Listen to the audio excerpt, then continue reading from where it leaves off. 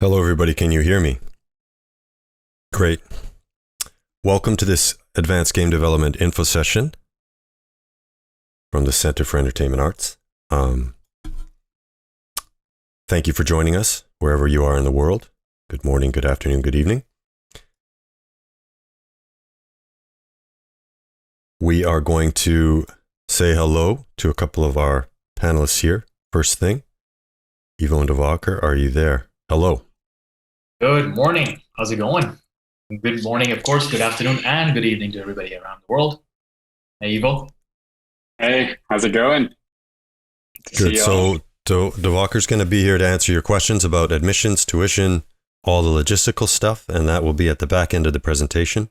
And Ivo is going to be here to give us a program breakdown and talk about the industry and all of the specializations and the roles and the courses that are offered in the program. Did I miss anything? Oh, that's perfect. That's Okay. great. So again, students who are here today joining us on this info session, hold your questions about tuition, scholarship, all of that stuff to the end. I will 100% cover everything. But in the meantime, we really want to focus on the program first, so you understand the game development program that Ivo is going to be discussing, and of course, showcasing to you today, and then I'll take care of the rest. All right? Let's get the show on the road. Okay, great. Okay, so who is the CEA? We are connectors. We connect students to industry and the industry to academia. When we started back in 2019, we understood that if we were to find success, we'd need to give our students every advantage possible. So that's how we ended up working with strong academic partners in the public education sector, as well as some of the most experienced and knowledgeable instructors and faculty we could find. And they all have solid credentials and proven track records. Our goal is to show you what's possible. Your first year in the program will be one of discovery and exploration, and you will get to experience the core pillars of game development and many of the specializations possible. And of course, the goal of that is for you to discover your own path and define your own future. We want you to discover the aspects of game development that you feel passionate about, and then we help you zero in on exactly what your future will look like. And as you can see here, there are loads of specializations that you could eventually zero in on, and Ivo will talk about those more in a little bit. We like to say we encourage the artist and empower the professional. We believe a strong artist is technical, creative, and professional. So you're going to get a lot of experience working in small teams on projects with tight timelines to help you develop strong interpersonal skills. I asked some members of the industry that are close to the CA for some quotes. And this is what they gave me. Flexibility, collaboration, and communication skills are critical, as well as respect for the people involved at each stage of development. Our industry is incredibly dynamic and complex, so achieving results through successful relationships is the key to success. Very true. And artists new to the digital arts and technology industry need to be prepared to learn and adapt to unique pipelines, production processes, and the culture of each studio. So, the technical and creative aspects of your artistry are very important, but equally important is your professional development, and we really focus in on that at the CA. The industry itself, mobile and video games combined, is just doing wild numbers. 180 in 2021 estimated global revenue, and it's trending towards almost 300 million by 2026.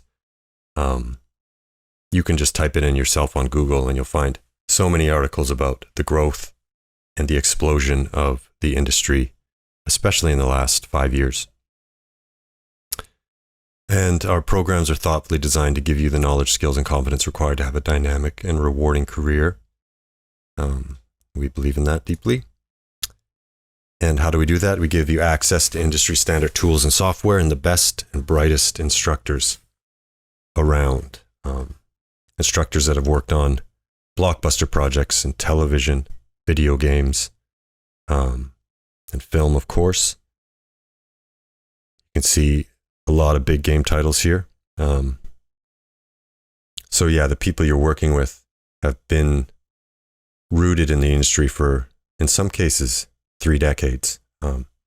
And they've delivered so many titles, from AAA all the way across to mobile, and they've worked in all kinds of development scenarios. So deep experience.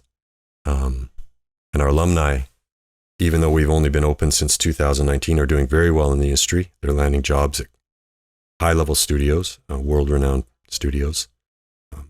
And our games students are doing the same. You see Relic, Eastside, Silver Dice, Navigator, Archaeact. So very cool. And now I'm going to bring Ivo back in to talk to us about the program. Thank you, Matt. Thank you. Yes, advanced game development.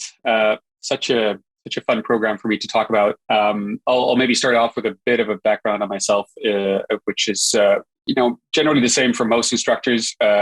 Roots in the game industry. So I started myself as studied computer science and started in the game industry as a programmer.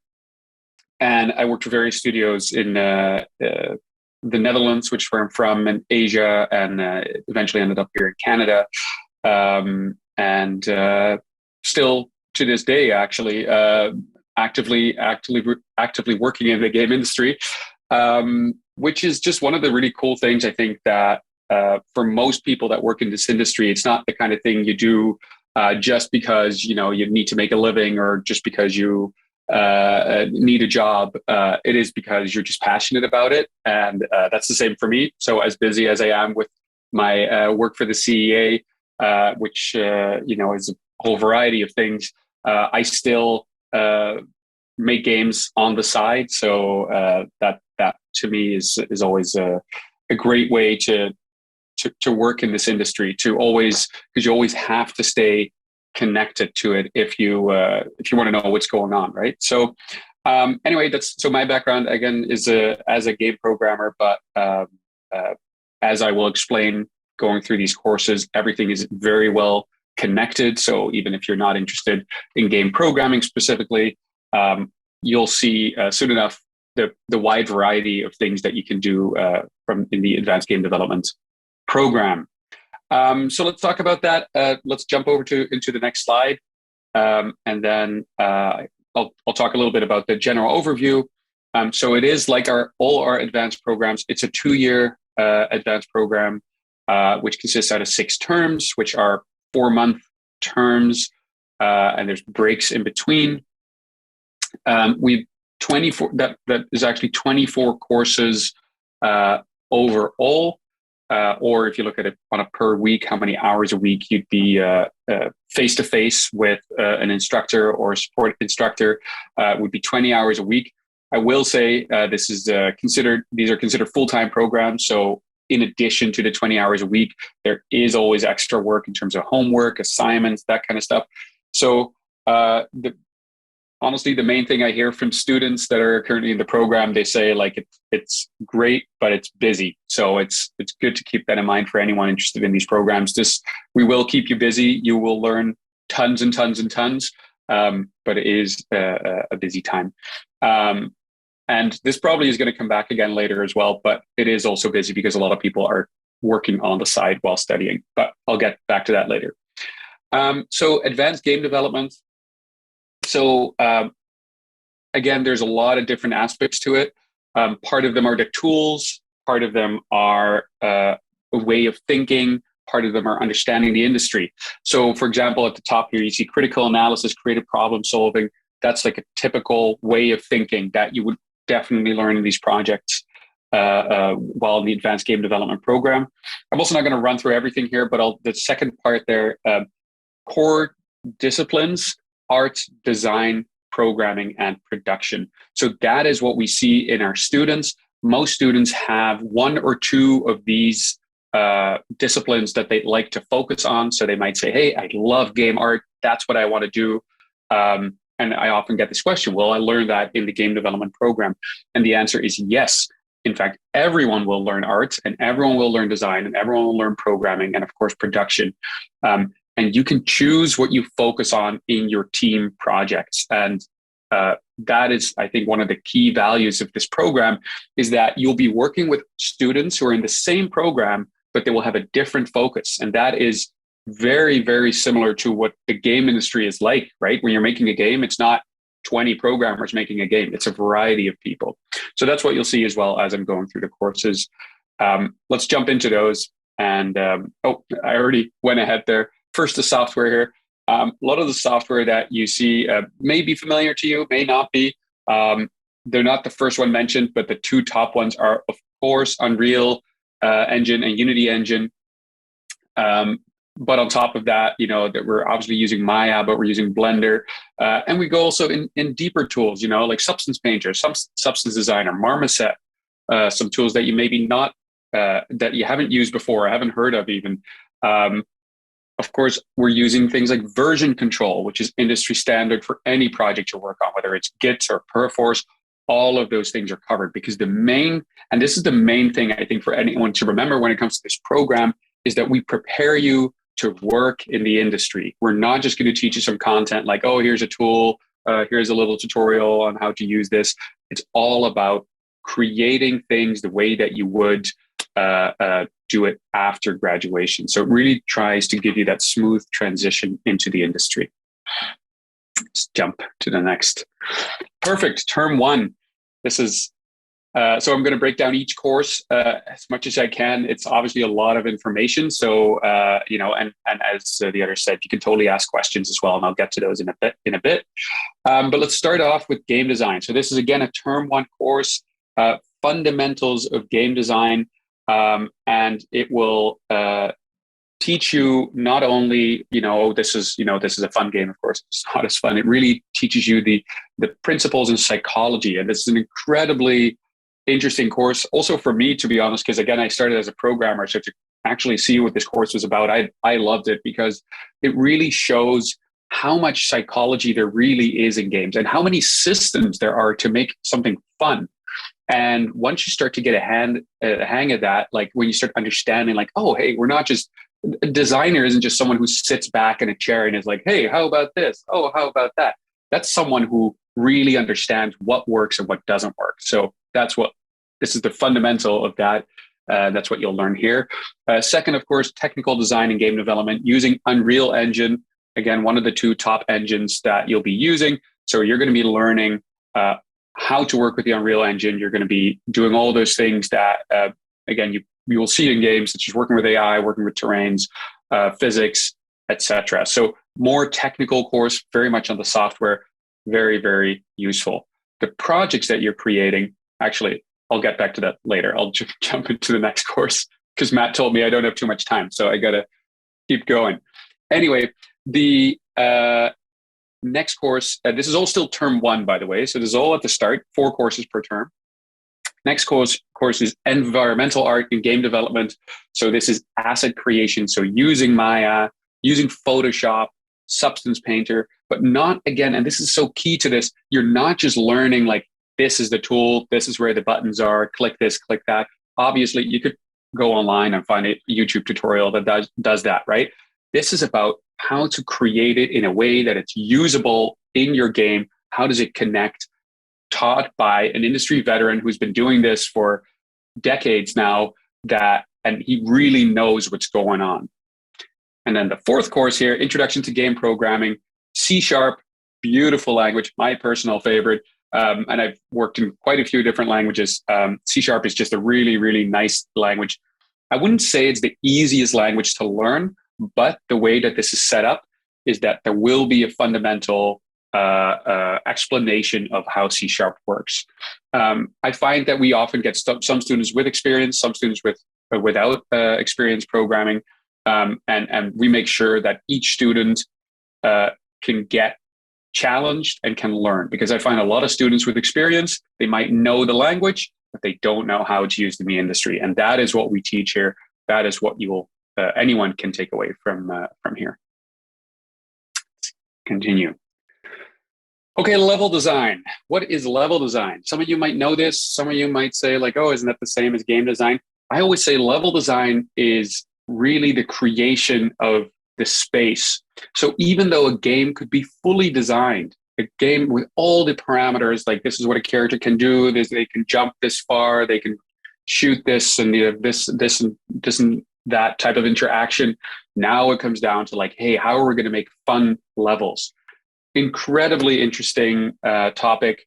And fun fact about level design is that when it comes to level design, there's a lot of ways, again, that we can use to, I don't want to say manipulate, but guide the player in certain directions. Lighting is, for example, a very important aspect of that.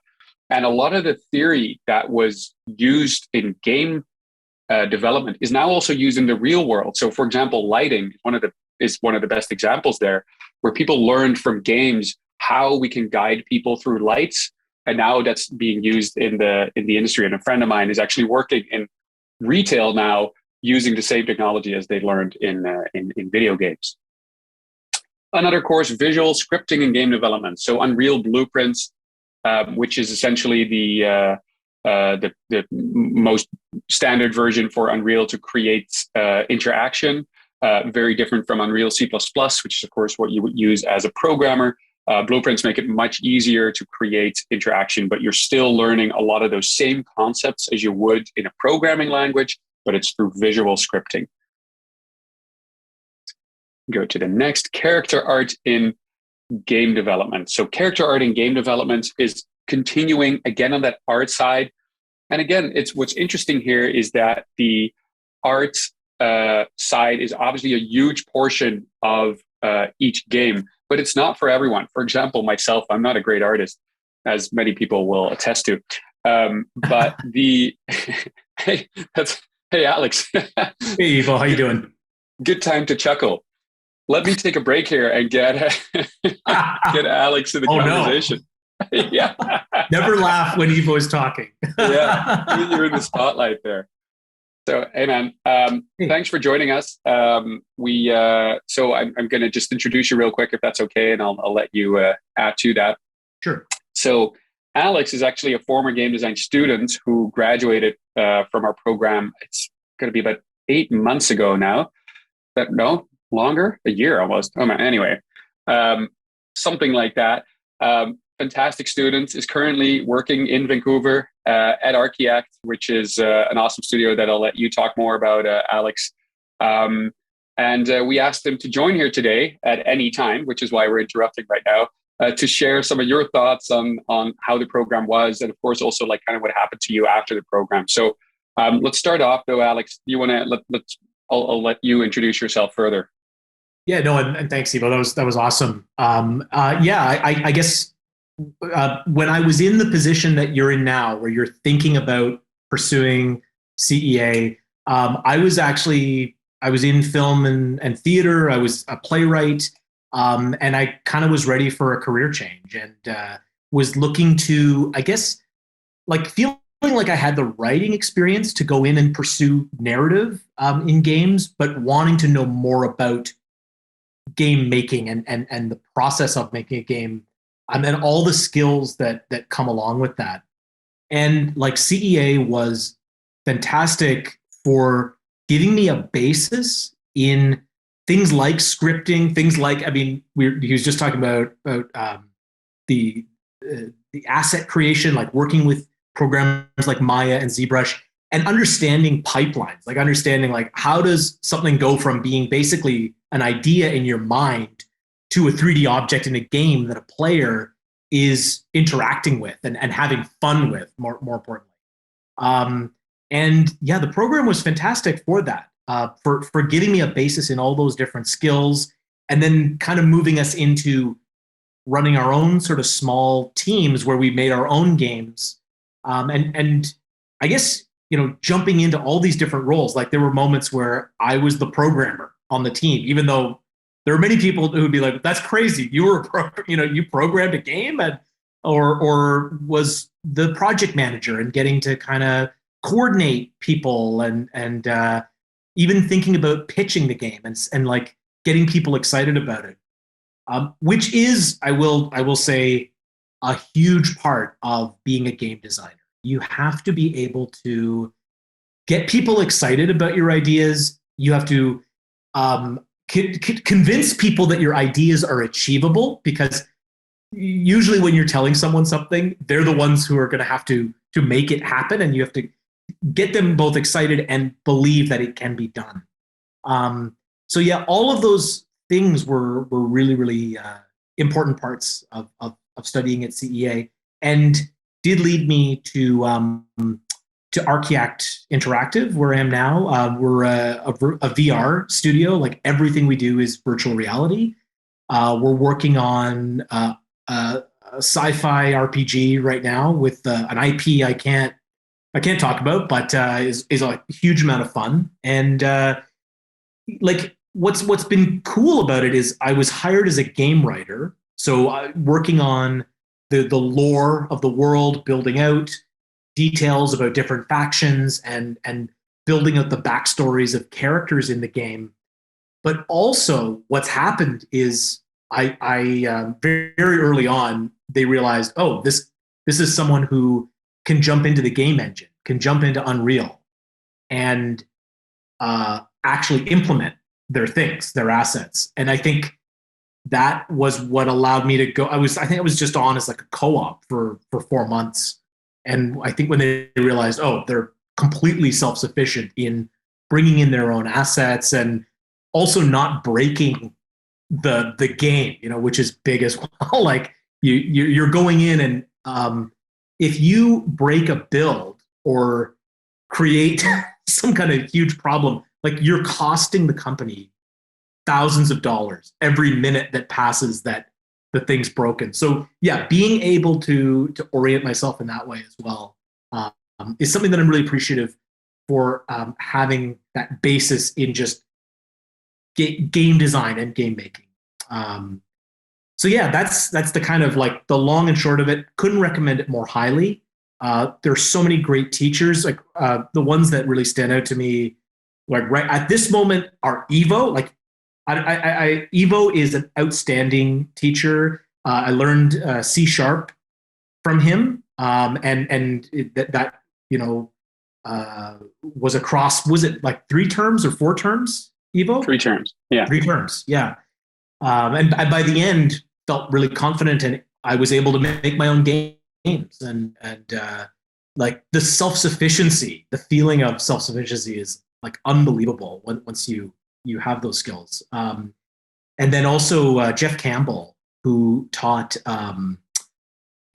narrative design, game writing. Yeah, just like, he's one of those people who we'd have like a 3-hour class, and then he'd be like, okay, anyone who wants to stay after, I'm gonna be here for another hour, and he would just tell stories from his, like, war stories from his time in the industry, and like, that's when you really learn stuff. Like, you're like, okay, all right, hearing about him getting flown down to Disney to, like, sell an executive on some idea with very little preparation time, and those are the types of situations you get into all the time in this industry. So yeah, it's I really recommend it very, very highly.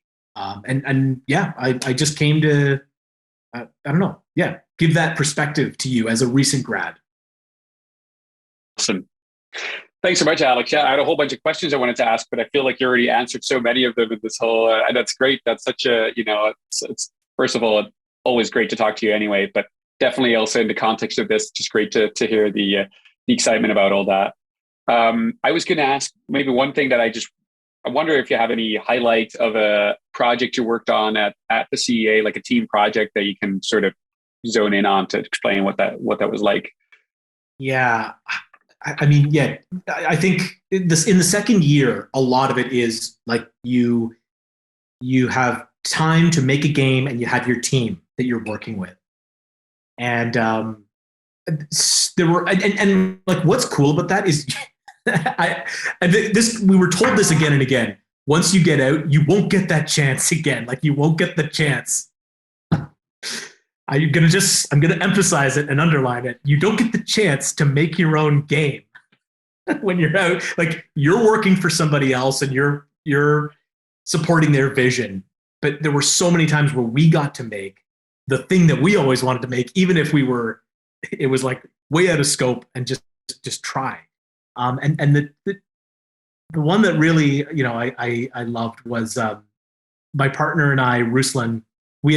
We created like our own game studio as students called Realistic Goals and Expectations. That was the name of our company, and we made a VR D&D sim where it was a networked game where you could jump into a VR room with your friends, and there was a separate aspect of it where you could make your character sheet on a web page, and then when you jumped into VR, your character sheet was there.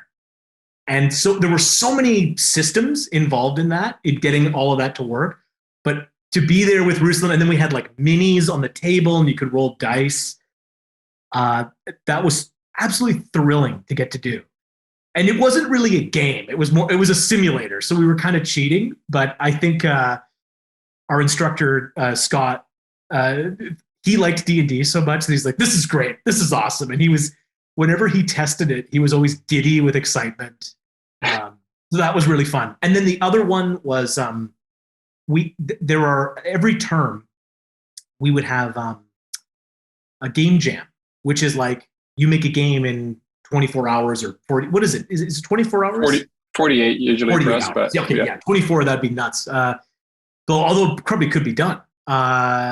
So yeah, we would do these game jams where you get a concept and you have 48 hours to make a game. And for some reason, I don't know why I thought this was a good idea, I decided to do it solo.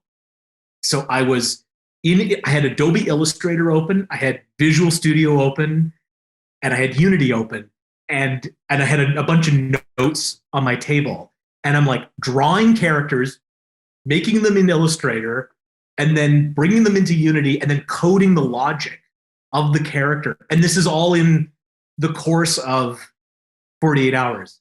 And I it's like the feeling that you get doing that is unbelievable. Like you're just like, you feel like you could do anything basically. So yeah, I made this game that was like inspired by like medieval manuscripts, and you're this like angel falling, and it was very silly, but God, that was awesome. It was so great. I remember the game, and indeed an awesome game. So yeah, no, that's great, and I think such a perfect example also of all those things outside of like the regular classes, right? And that's such a big aspect of this program, is that kind of that extra time, whether it's the instructor that stays after a lecture or these game jams or all the extra things that are essentially on top of just the program. I know we're short for time. Matt kept telling me I shouldn't talk too long. So I think, Alex, I want to thank you so much for joining, and I'll let you get back to work, because I'm sure also your architect would want you back. For sure. And I just want to say to everyone here, good luck with your journeys. Yeah. Thanks. Awesome. Take care, everybody. Thanks so much, Alex. Cheers. Awesome. Back to the courses. Feel like it's a bit of a, not as fun as talking to Alex, which I could have probably done for like another hour as well. But probably you want to know a little bit more about these courses, or hopefully, because that's what we'll be talking about next. I think we kind of left off with character art in game development. So again, you're really just going from, if you remember, term one was environment art, then jumping into character art. So there's a lot of extra challenges when it comes to character art, especially game-ready characters. We're not talking just about creating a model. We're also talking about rigging, and we're talking about making sure that it actually works properly in the engine, which you'll find out is not as obvious as you might want it to be. On top of that, of course, there's another game programming course. It's more C#, but trust me, you could get 20 C# courses and you still wouldn't know it all. There's a lot of information in these courses. So topics here would be something like singletons, controversial topic, by the way. But anyway, it's more like a technical thing. Anyway, coroutines, dictionary stacks, events, networking. Networking is obviously a huge part of a lot of different games. And what you'll find out is that actually some of the things that you might think are difficult are actually quite easy. And some of the things that you think are easy are actually quite difficult. A lot of that is just practice, having that industry veteran tell you, like, let me tell you what I found out in the past 20 years. And that way you'll learn a lot of that stuff. Okay, next term. UI and UX, taught by Danielle, who's at Eastside Games. She UX designer at Eastside Games. Really, really cool course. Really just about the UI and UX, for anyone who doesn't know, is user interface and user experience. It's a really big topic, even outside of games. Web development, for example, websites, you see more and more emphasis on UI and UX. But inside of games, there is so much to talk about too when it comes to UI and UX. So it's not just like, oh, is the button in the top or in the bottom, but it's really about like, hey, how do you guide a player through the interface? Or do you even want an interface? Can you integrate that inside the world? Which is obviously, you see this in definitely the better games, I would say. You see integration, which could be anywhere from, instead of flopping a button with a health bar or a slider with a health bar at the top, would be some sort of interface on the character's wrist that shows like how their health, and that way it doesn't feel like it pulls you out of the experience, right? Rapid prototyping and game development. So this is a term 3 course. This is where you start working with teams and creating team projects. Now, it's not the first time you're creating projects. You do this in all your classes. Everything is assignment based. Everything is interactive. But this is really, oh my God, such a cool course where you're hashing out games. You get 2 weeks per game, which sounds like a reasonable amount of time, but it's very, very little. And one of the first things you'll learn, if you haven't learned by now, you will always overscope. When you think of an idea, it sounds easy. You're like, I can totally do that in 2 weeks. You probably couldn't even do it in 2 months. Not because you're not good at it. It's because everyone forgets these kind of things. That's what you learn here. You learn how to work in a team. You learn how to scope. Continue to the next. Character animation, right? So I may have jumped ahead a little bit. Before, the previous course was character art. This is character animation. So the rigging and animating here, I talked about it before, but this is really the emphasis there.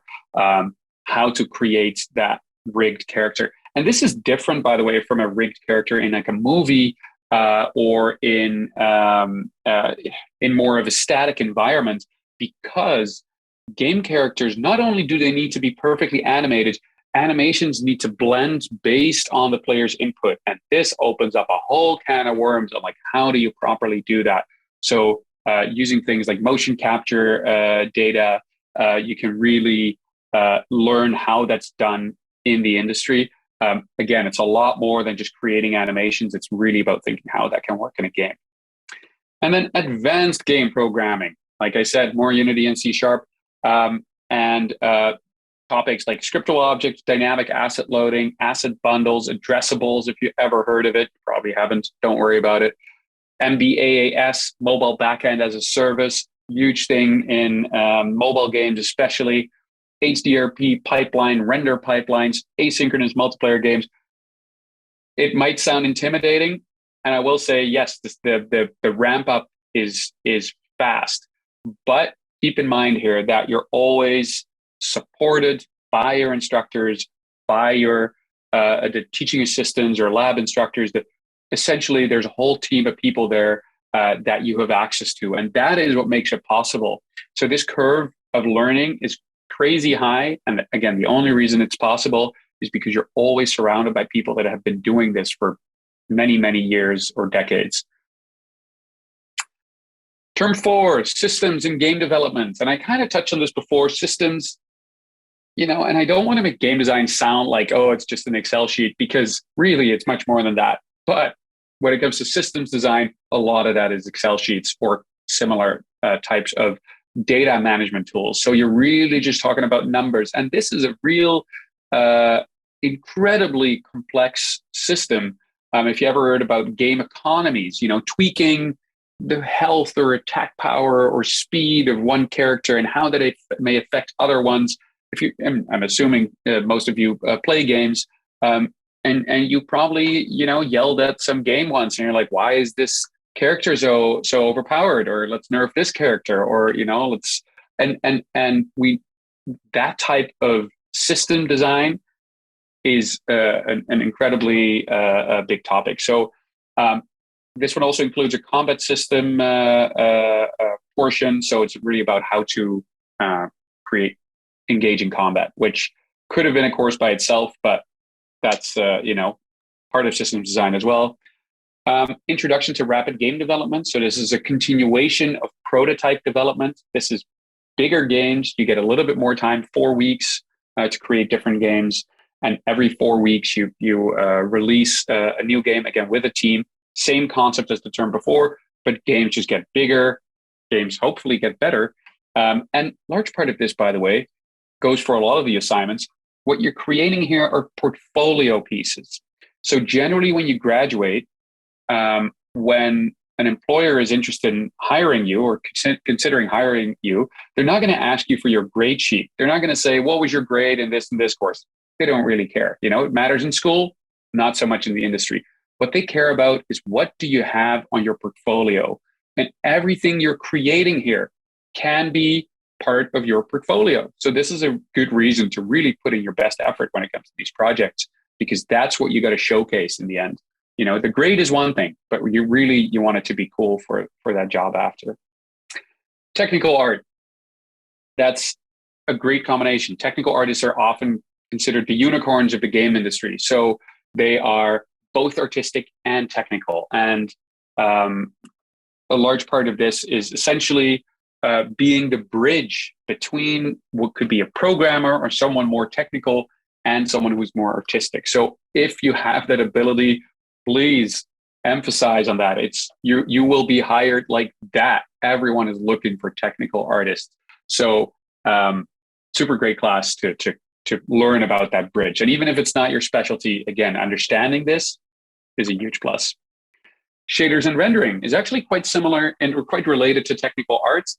I personally love shaders. It's a really great concept. If you haven't worked with shaders as much, it's essentially a piece of code that describes how materials reflect from certain objects, whether it's a shiny object or more like a matte object, or whatever, it has some rugged texture. Anyway, and a lot more options than that, but that's the simplest way I can describe it. So yeah, you'll learn all about that. Little cool video from one of our students that has created this in Unreal.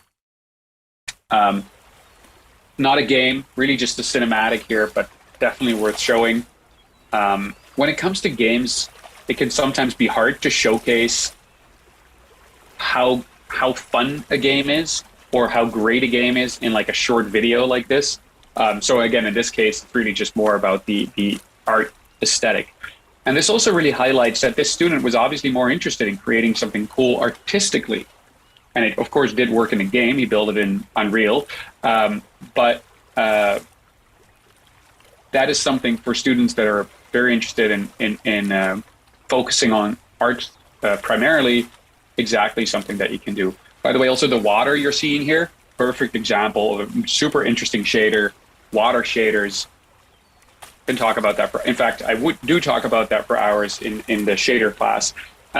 But that's a really, really great example of a very interesting shader. So that's pure math that you're seeing at the bottom there. Term 5, storytelling and narrative design. So this is kind of what Alex Doe was talking about. Narrative design by also one of his favorite instructors, Jeff, who had designed that course. It's really focused on the story behind games. And that itself is actually, it's such an interesting topic because stories in games are not linear, right? There's branching, there's options for a character to interact in a certain way. Or I guess I should say are not necessarily linear, because it could be, but very often there will be the option for a player to say like, hey, I'm going to go this way, I'm going to go that way. And are really, these great well-written games, they work with the choices of the player. Are you going to help this person, or are you going to ignore it? Are you going to attack this person? Or are you going to, anyway, do something else? So narrative design, and I couldn't imagine a better person to run that than the narrative designer that's teaching that with us right now. Advanced rapid game development. So this is the third in a series of 3 courses where, again, you're creating more games, work more with teams. This one is interesting because this one is the closest, of course, it's also the last one in term 5, closest to a real studio type course. You're actually working for a, quote unquote company. It's not a real, it's still like in a school setting. But the way that it's approached is really this exact same way as you would do this for a company. So I don't think there's any better way to prepare for a career in game development than to actually be in this course. And then 2 more courses in term 5, procedural arts, also very close again to this technical art role, working with Houdini. Really, if you've never worked with it, it is blowing up. It's a really great tool to create procedural anything, I would say. It's a combination between like an art tool and a game engine. I love it because I can see a lot of correlation between like how you would program something. Anyway, you'll learn about what procedural art is. You'll also learn about the pipeline part of procedural art. So this is actually more about making it possible to create worlds, where you can easily update the art. It's a long topic. I can't get into the details, but very core aspect of game development as well. And the last term 5 course, developing for XR. XR is both VR and AR, really extended reality. So it encompasses a few, mixed reality as well, for example, encompasses a few topics. But the main things here is working with the Oculus Quest, currently the Oculus Quest 2, who knows, these things develop, of course, and we stay up to date. So I could tell you today, like, oh, we're using the Oculus Quest 2, but by the time you're in this course, there's probably a Quest 3 and who knows what else, right? And that's what we'd be using. We're not going to be using something that's on topic today, will be on topic by the time that you learn. So both VR and AR, so working with the smartphone and, of course, the techniques of augmented reality. And then term 6, the last and definitely not the least term. So there are technically 4 courses listed here, but it works a little bit different in term 6. Term 6 is a final project. This is where you form a team, you work with other students to create a really, really big project. So you could almost see this as the grand finale of your experience at the CEA, where you work on the biggest project. You're pretty much every day just focused on this. You go through the entire pipeline of pre-production, production, alpha deliverables, beta deliverables, final deliverables. And at this time, that will be second nature to you because you, of course, have done that so often in the terms before and the project before. But you will go through the full pipeline and spend pretty much 4 months delivering this awesome project that really highlights what you've learned. And that's really what it's all about, right? You want to show off to a potential employer or maybe even to your friends. Look what I can do. This is what I'm passionate about. This is what I love. Look what I did with it. There's no better moment than this to do that. Let's go to the next part. So again, the third course you see here is still part of that game industry project. So this shows that essentially 75% of your time will be that industry project. So the really big, this is a really big project that you're working on with a team. And then there is one, I don't even want to call it a regular course, but it is just more like a scheduled the same way as a weekly course where that goes throughout the term game industry portfolio. So that one is really about polishing up that portfolio site that you have, resume, but also doing mock interviews, doing essentially getting that experience of what it would be like. What is it like when you sit in front of someone who's potentially hiring you? one of the cool things you'll learn here is when it comes to hiring, especially when you have the experience that you could get in this program, you're not the one begging for the job. They're often the ones looking for you, right? So it's not so much of like going to an interview and like, oh gosh, I hope I get hired. You go to an interview thinking like, I wonder if I want this job, or do I want the other job over there? So, and not to say that,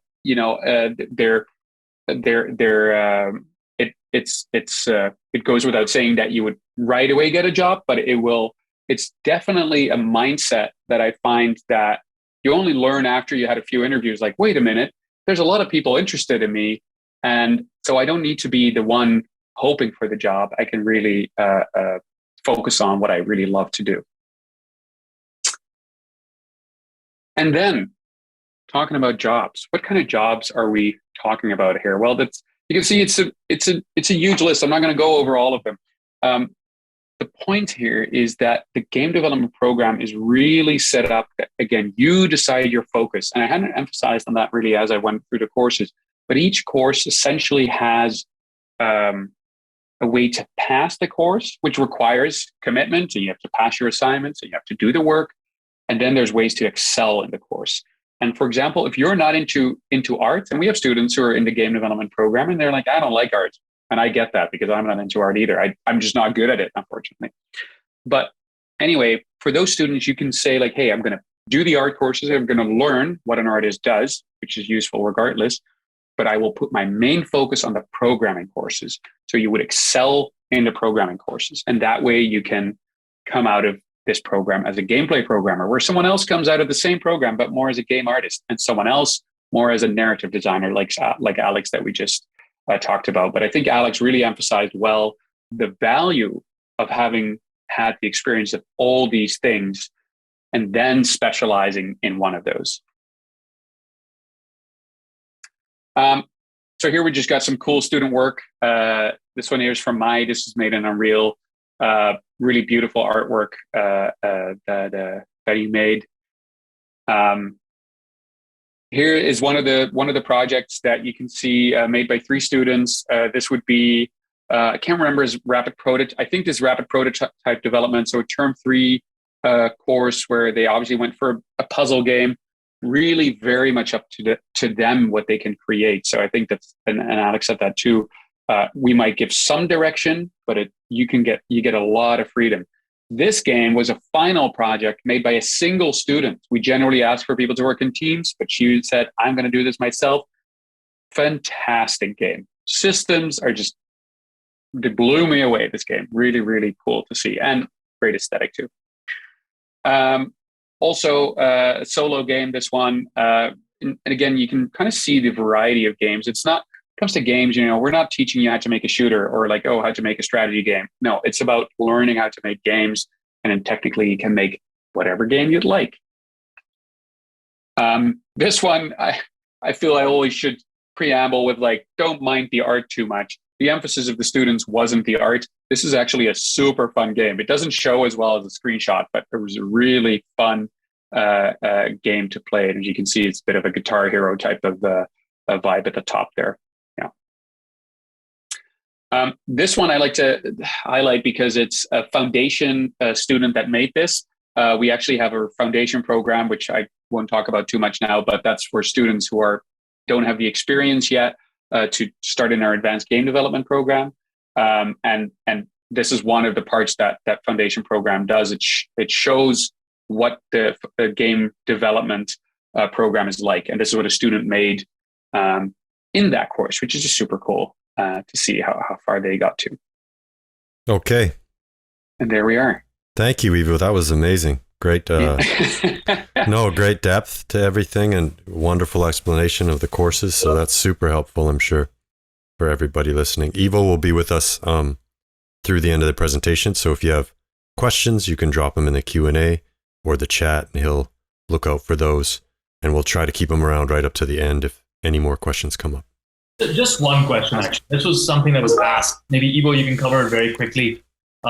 What type of roles can students sort of look forward to after completing the program? Like, what can they get into? Just a general idea so that students understand that.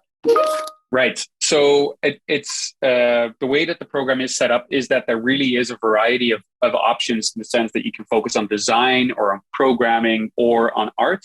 So and on the list of potential careers, you could see it was a really, really long list. Yeah, Matt just pulled it up again.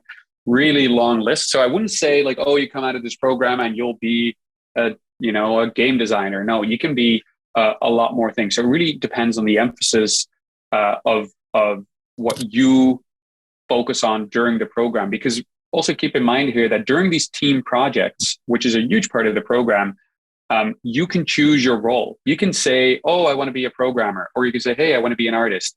And then you'll be paired up together. And that way you can focus on your craft while working with someone with other skills. Perfect. Awesome. Thank you very much. I hope that answers the question on the employment aspect of it for students. Now I'll get to, sorry. Let me just add one more thing that maybe I know for some, this might also be a question on like, well, so what are the chances of getting a job, or like, am I going to get an okay pay? I think one of the best things about the game industry, and Matt was showing like how fast it's growing, the demand for people with this type of experience is growing like crazy. So I would say every year it gets easier to get a job, and honestly, more people are asking for like, can we please get some people with this type of experience? So there is high demand. Jobs will start around probably around 45 to 50,000 Canadian here in Canada. It grows, it speeds up real quick though. One of the cool things about the game industry is that you grow really fast. So you can go from junior to senior, I would say in as little as 5 to 6 years, and salary increases with that. So you start around 45 to 50, but fast growing. And in fact, I know a few people from our program that jumped in a lot higher just because their portfolio was already a lot better than most juniors would have been. But there you are. Awesome. Great. All right. So I'm going to talk about some of the logistical items, right? So what does it take to get into the programs? How do you sort of apply for the programs? So I'll talk a little bit about that.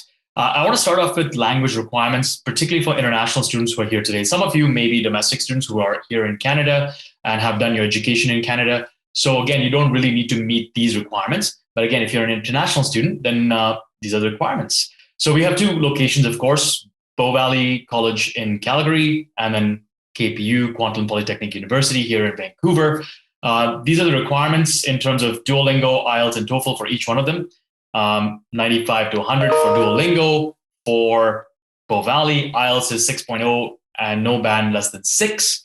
TOEFL is 83. We also have the KPU requirements, 110 or higher for Duolingo for KPU. IELTS has to be 6.5, no band less than 6 for IELTS for KPU, and then TOEFL 88. Again, these are the basic requirements. Each individual student will be able to reach out to us. And if you have questions around any of these language requirements, certainly reach out and our teams will be able to assist you. So we'll skip that and go straight into portfolio. Actually, I want to bring Ivo back into this as well, because he's actually in the committee for portfolio approvals. Ivo, maybe you can talk a little bit about what you expect as portfolios from students. This is a question that we get asked all the time.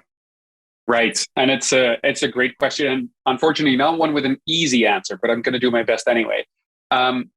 When it comes to portfolios, what we're looking for is for someone who has experience enough to know what they're getting into. That's really what I try to highlight it as. So because some people say like, hey, I played around a little bit with a game engine. I made a small game, or I worked a little bit with Maya, made a little bit of art. Is that good enough? Really, what it comes down to is that in these programs, we will teach you what you need to know. And if you already have some experience, great. It will be easier for you and we will challenge you with other things. But if you don't have as much experience, we will teach you these concepts. But I always want to make sure that when a student applies, that they know what the game development industry is like. It is incredibly fun, but it's not easy. Making a game is a difficult thing. So very rewarding, but also you need to know what you're getting into. So whatever your portfolio shows, just show us like, hey, I have this is my artistic work from before. This is maybe some again, it doesn't have to be a game. That if you never worked on a game before, that's fine. We're going to teach you how to make a game. That's that's part of the program. But we want to make sure that you know what you're getting yourself into and that you're ready for the program, and not joining the program and 2 months later say like, oh, this was not what I thought it was. So there really are a lot. I've seen different portfolios anywhere from more on the artistic side to more on the design side. It's hard to define what exactly it is, but I generally recommend apply anyway, because the worst thing that can happen is that we tell you like, hey, maybe not there yet, but then we would recommend you to foundation, which is a great way to prepare for the advanced program after that. Awesome. Thank you very much. That really does help a lot with the portfolio piece, because that's a question that comes up a lot. Okay, awesome. So as I mentioned, we have 2 locations for the game development program, one being Vancouver at Quantum Polytechnic University at the Richmond campus, and the other being the Bow Valley College in Calgary, the downtown campus. The tuition cost is approximately the same. For domestic students, it's $36,396 at Quantum Polytechnic in Vancouver, and $37,998 at Calgary at Bow Valley College. Again, the international cost is about the same as well, $67,000 each way for both Bow Valley and KPU. So these are the tuition that we provide in terms of, that covers a lot of different details, which will be on the next slide as well. This tuition covers computer and hardware on campus, software licenses for all educational purposes, educational resources for coursework as well, free access to industry events and guest speakers. We do a lot of those events, and that's where you really build your networking with the industry, which will give you access to jobs during the program or after the program. So that's also very important. Access to student work initiative program, of course, because this is a piece that we offer at CEA, where students are allowed to work in studios while they're studying in the program. Alex was a really good example of that. Alex actually worked at a studio, Animism, while he was a student at the program at CEA. And he was able to convert that into a full-time role upon completion of the program. Networking, as I mentioned, amazing industry professionals who will obviously be your mentors, your teachers, but also your guide throughout the process, throughout your journey of the education piece. And of course, we do a lot of the graduate showcase websites, artist promotion, marketing around students as well, so that we are able to market you to the industry as well. So that's a very cool piece. And we take that very seriously as well when we want to market our students. Now, this is a question that comes up a lot, of course, scholarships. What do students get as scholarships if they apply to our programs? What is available? And we have amazing scholarships at both locations in Calgary and Vancouver. It's purely based on your portfolio. Again, as I mentioned, Evo's on that portfolio committee for both locations. And based on your portfolios that you provide, you're able to get a scholarship to either of the locations. Certain scholarships are higher than others, but of course, we want to see what sort of a portfolio you are able to provide us. And based on that, you will get an amazing scholarship to attend the CA programs at either KPU or at Bow Valley. Yeah. But again, the best thing is send us your portfolios and we're happy to assess them for you as well. Again, a very major important piece for international students, the postgrad work permit. This is very crucial for students who are looking to come to Canada, who want to be educated here. But of course, this allows you to work in Canada upon completion of the program. So again, as our program is a 2-year program, you will be eligible for a 3-year postgraduate work permit, which is really incredible, which allows international students to complete the program, work full-time in the industry as a Canadian resident, pretty much, right? And you are able to work through that. And then you can also apply for permanent residency status while you're working. So you're setting yourself up to becoming a Canadian permanent resident and perhaps even a citizen in the future. So again, it's a really great program for students who are looking to come and educate themselves, but also want to work here.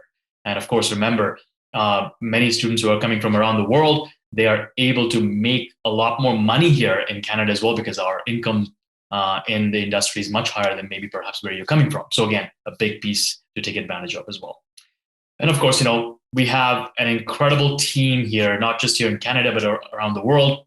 We have offices and staff on the ground in several different countries who will help our international students navigate the steps in terms of their application process. So we are here to assist you. So please do reach out to us. We will handhold every one of you in terms of completing your applications and making sure you're able to arrive here in Canada, either at Cape U or at Bow Valley. This is our team. You may want to take a screenshot of that, of course, but we will put this presentation out there as well so that you are able to revisit it. But we have team members in Latin America. Virginia is based out of Colombia, but she takes care of all of our Latin America market. We have Mini Gupta in India as well, who will be able to help our applicants from India. Mert is in Turkey, and he assists all our regional students from that area. Of course, we also have Gustavo in Brazil as well. And again, Rajesh in India as well. So again, depending on where you're coming from, we have an amazing team here to assist you. And of course, to remind you, we also have a team here in Canada. So again, if you are if you're already in Canada or you're a domestic student or local student, please do reach out to us as well. We're very happy to assist you with that too. So that sort of covers what we will provide in terms of assistance and support. But the most important thing is reach out. And we are here to assist. And I'll take my leave now and then hand it back over to Matt. But of course, we are all standing by for your questions and happy to assist. Okay, thank you. Seems like we've answered all the questions already. If there's any more questions, please put it in the Q&A now, and we can answer that for you. I'll go to the contact info sheet. So there's our contact. programs at thecea.ca is a good general email for anybody that just has a general question or wants more information. That's a great one to email. You can go to our website, thecea.ca, and you'll find links to our academic partners. So you can look at all of the individual logistics for each city and everything. And if you have questions for their teams, you can find your answers there. Of course, we're on Instagram and LinkedIn. And all of the contact information from the international regional managers, that is at the back end of our website as well at thecea.ca. So if you are not in Canada and you want to speak to somebody locally in your region, go to our website, go to the back end, and the whole list is there of emails and phone numbers. We're also on WhatsApp, which you can find at the website. And there is a form that you can fill out. And we'd be happy to send you more information about any questions you have. Really, in the end, we're just here to make sure you make the right decision and help you get informed about the industry and the programming and what's possible for you. Then to the other question, job opportunity from KPU, Bow Valley, same job opportunities. I think also kind of going back to another answer that I put in on like which province is better, and that's it really I would say it's very, very similar for a few reasons. Vancouver is and British Columbia is a bigger city when it comes to having more studios currently in again, primarily in Vancouver. But first of all, Alberta is catching up quick, and they're really investing a lot in tech right now. So it's a really good time to be in tech in Alberta. And more and more studios are making it possible for people to work remote. So I know people that are currently living in Spain and they're working for a studio right here in Vancouver, and that's fine. And of course, it's and for most of you, I'm assuming you're hoping to work in Canada after you graduate. But essentially, specifically where you live is quite flexible. And also keep in mind that no matter where you graduate, whether you graduate in Calgary or you graduate in Vancouver, a PGWP, postgraduate work permit, is a national work permit. So you can always study in one place and then go somewhere else. And it is all connected through the CEA. So the CEA does work with both those partners, and in that sense, can support students from either program upon graduation. Okay. that seems like the last question. Thank you for everybody for joining us today. I'm going to play us a video, just student interviews and kind of testimonials for you to watch. And then I will check back in on the Q&A just before I leave after this video.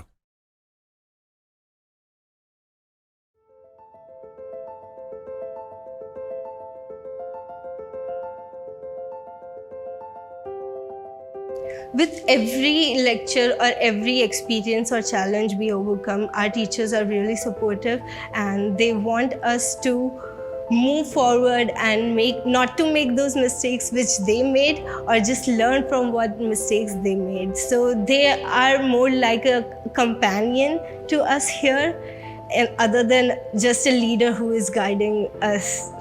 So when I arrived at CEA, I was someone with like lots of ideas of what I wanted to do, but not really a lot of technical skill. And CEA has given me, I think, like way better handle of using some of the game engine tools like Unity and Unreal, and doing coding, doing 3D modeling. So I already had experience in animation before I came here. But when I came to CEA, like watching the instructors who have worked on all the TV shows and films that I've loved since I was a child was just mesmerizing. And even now, like when I see all of them walking around, I'm just like, wow, this person worked on my favorite show, you know? And I feel like I want to ask them so many questions and talk to them about it. Well, I have a background of concept art, so I know some bases. But studying here, I feel how my skills in 3D animation, understand more the path line, and I feel really comfortable right now. The instructors here, I've noticed, are very progress driven. They don't like, everyone starts from different levels, like they have different experiences when they come here, and that doesn't seem to like hinder the experience here. They really cater to everyone. And if you already have experience, then it just goes above and beyond. And if you're just starting off as well, you catch up with them really quickly because they're just so qualified. Like they worked in all AAA movies I could think of. It feels like being around celebrities, basically.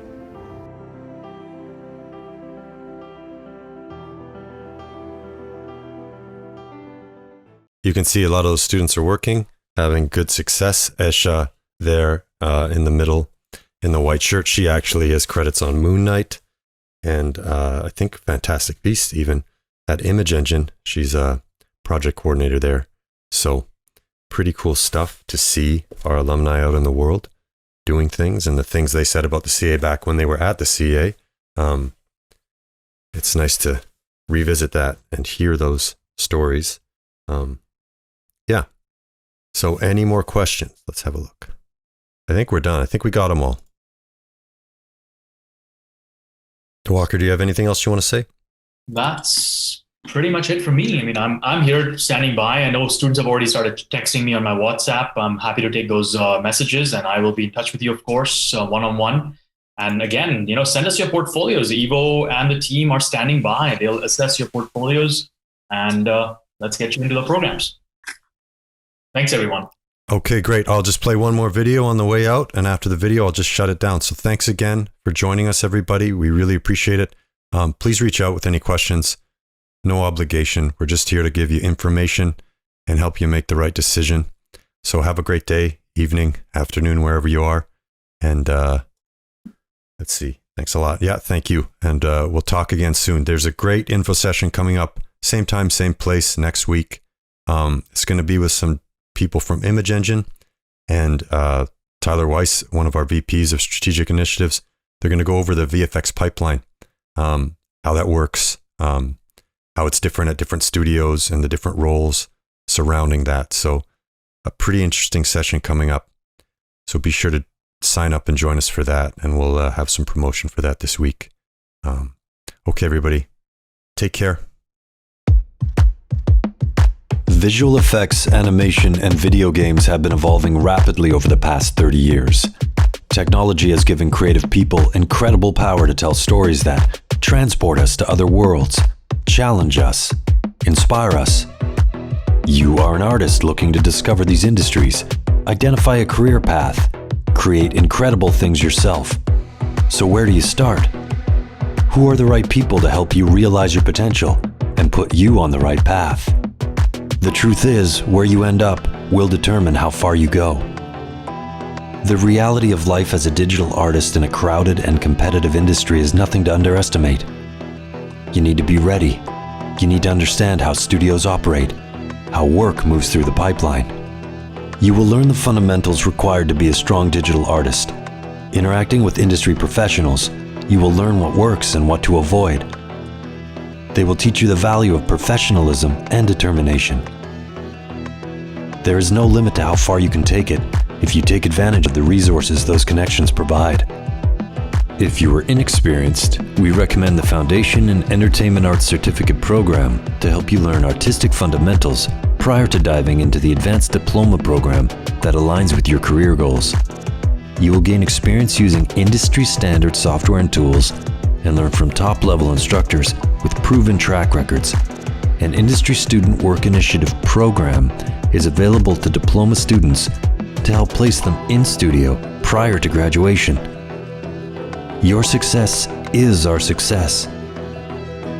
Reach out to discover the powerful public and private sector institutions that we have partnered with, the advantages they offer, the world-class studios that graduates are working at, and how you can do the same. Join the CA community and create your own future.